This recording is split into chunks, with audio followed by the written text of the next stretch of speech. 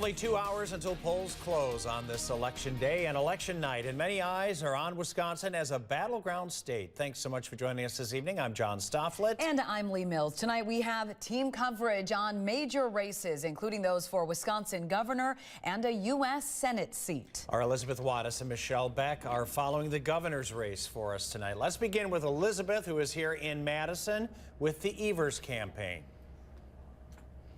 Yeah, John and Lee, I'm here at the Orpheum Theater, downtown Madison, just a block and a half away from the Capitol. No supporters here yet. It is eerily quiet with just media right now. But before those supporters start coming at 8 p.m., I wanted to check in with the Evers campaign. So here I have senior advisor Sam Recker with the Evers campaign. Sam, I want to know one thing. This is such a tight race. All eyes are on Wisconsin. What is it going to take for the governor to pull this out again?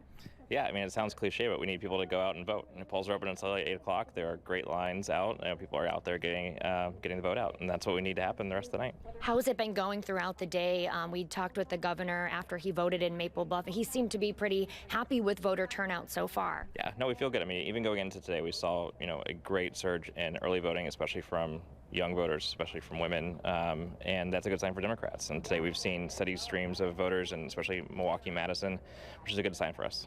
How are you feeling? I feel good. This is the waiting game at this point, but we feel good about things, and we feel good about the campaign that we've run.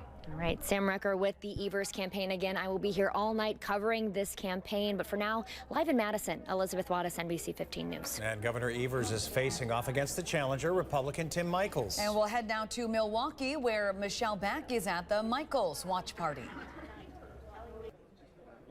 Yeah, John and Lee, a Michels spokesperson declined a live interview with us. But earlier tonight, that same Michels spokesperson, I did ask that spokesperson, what does it take? That very same question, what does it take to win tonight? And she replied, Tim has what it takes to win tonight, referring to the current state of inflation.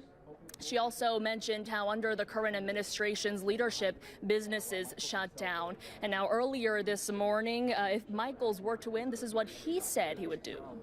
The first thing we're going to do is we're going to go down to just this side of the Illinois border. We're going to put up that Open for Business sign. The Open for Business sign that Scott Walker had up and Tony Evers hooked down on his first day. As for some added context there, then Republican Governor Scott Walker put up placards around the Wisconsin-Illinois border during his administration to send this message that his policies would entice employers to Wisconsin. Now, as for Michels, he of course comes with this business background. That's something that he has touted throughout this campaign trail. He oversees the employment of more than 8,000 people over at Michels Corporation. And remember at the only governor's debate back in October, mid-October, you remember him saying things like he knows how to read a balance sheet. So this is something, all that experience, his background as a businessman, that is something that he says he wants to bring to the table. In Milwaukee, I'm Michelle Beck.